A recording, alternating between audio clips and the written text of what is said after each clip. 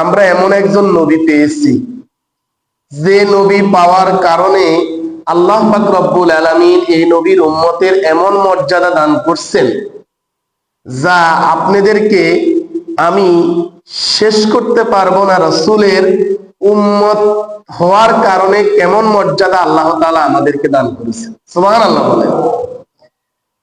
হযরত নূহ আলাইহিস সালাতু ওয়াস সালামের উম্মতদেরকে আল্লাহ পাক রব্বুল আলামিন জিজ্ঞেস করবে, ও নূর উম্মতেরা, তোমাদের কাছে কি কোনো সতর্ক বার্তা কি আসে নাই?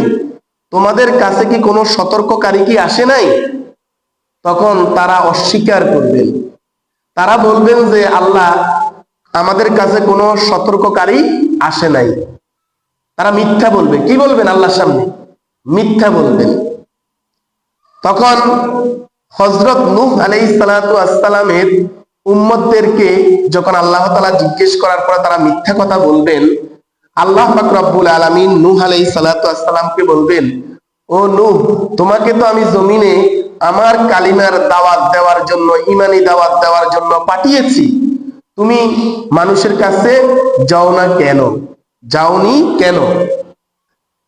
হযরত নূহ আলাইহিস সালাতু ওয়াস সালাম আল্লাহর সামনে আফসোস করে বলবে, আল্লাহ, আমি 950 বছর দ্বীনের দাওয়াত দিয়েছি, এই জাতির কাছে আমি বারে বারে গিয়েছি, এই জাতি আমাকে এত কষ্ট দিয়েছে, আমাকে রাস্তার মধ্যে আমারে শাস্তি দিচ্ছে, আমাকে মাইলদর করে আমাকে বস্তার মধ্যে ভরে, মানে বস্তার ভিতরে ঢুকিয়ে আমাকে পাহাড়ের মধ্যে তুলে আসতো।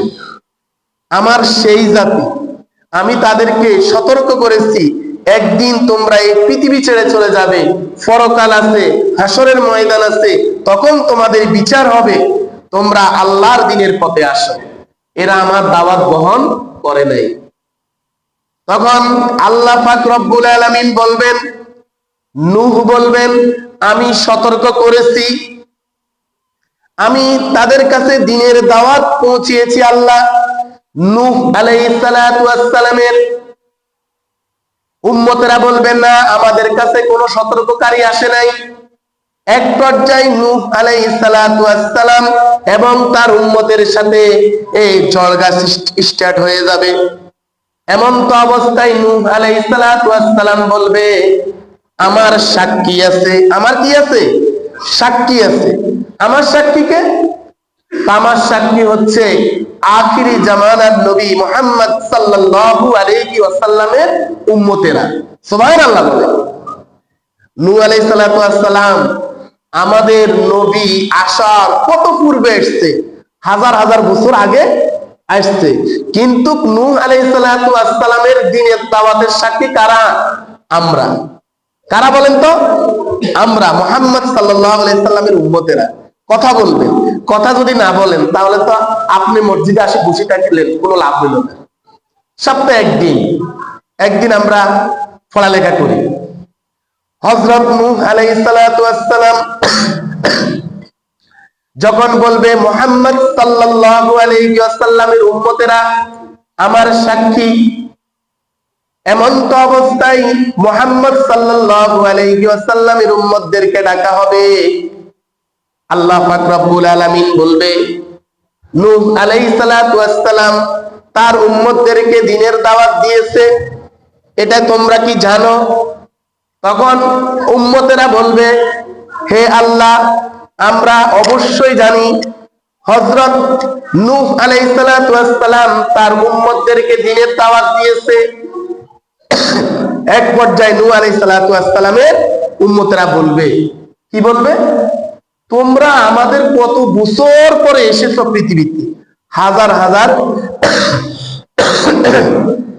হাজার হাজার বছর পরে এসেছো, কিন্তু তোমরা কিভাবে জানো আমাদেরকে নূহ নবী দাওয়াত দিয়েছে? তখন বলবে, আমরা জেনেছি কোরআন থেকে, আল্লাহ তাআলার পাক কালাম থেকে, যা আমাদের নবী মুহাম্মদ সাল্লাল্লাহু আলাইহি ওয়াসাল্লামের উপর নাজিল হয়েছে। অসংখ্য হাদিস থেকে, আমাদের নবীজি মুহাম্মদ সাল্লাল্লাহু আলাইহি সাল্লামের হাদিস থেকে আমরা জেনেছি, আমরা জেনেছি কোরআন থেকে নূহ নবী তোমাদেরকে ৯৫০ বছর দ্বীনের দাওয়াত দিয়েছে, তোমরা দাওয়াত তো গ্রহণ করো নাই। নূহ নবীর উপর কত অত্যাচার অবিচার করেছ তা আমরা সবকিছু জেনেছি কোরআন থেকে। সুবহানাল্লাহ। যখন এই কথা বলবে মুহাম্মদ সাল্লাল্লাহু আলাইহি সাল্লামকে আল্লাহ ডাকবেন, ইয়া হাবিব মুহাম্মদ সাল্লাল্লাহু আলাইহি ওয়াসাল্লাম, আপনার উম্মতেরা যে কথাগুলো বলতেছে নূহ নবীর পক্ষ হতে যারা সাক্ষ্য দিচ্ছে, আপনি কি সেটা জানেন? তখন মুহাম্মদুর রাসূলুল্লাহ সাল্লাল্লাহু আলাইহি ওয়াসাল্লাম বলবেন, আল্লাহ আপনি আমাকে কোরআনের মধ্যে জানিয়েছেন নূহ নবীর ঘটনা, আপনি তো সবচেয়ে বড় সাক্ষী নূহ নবী কিভাবে তার সম্প্রদায়কে সতর্ক করেছেন। যখন এই কথা বলবেন নূহ নবীর উম্মতেরা নিচের দিকে কল্লা দিয়ে দিবে, আর কোন সাক্ষীর প্রয়োজন হবে না। যিনি বিচার করবেন তিনি সাক্ষী আল্লাহ। সুবহানাল্লাহ বলেন। বিচার করবেন কে? আল্লাহ। সাক্ষীও কে? আল্লাহ। আর মিথ্যা কথা বলার কোন সুযোগ আছে? সুযোগ নাই।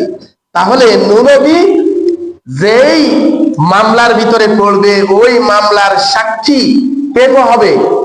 মুহাম্মদ সাল্লাল্লাহু আলাইহি সাল্লামের উম্মতেরা। তাহলে মর্যাদাটা কতটুকু মুহাম্মদ সাল্লাল্লাহু আলাইহি সাল্লামের উম্মতদের?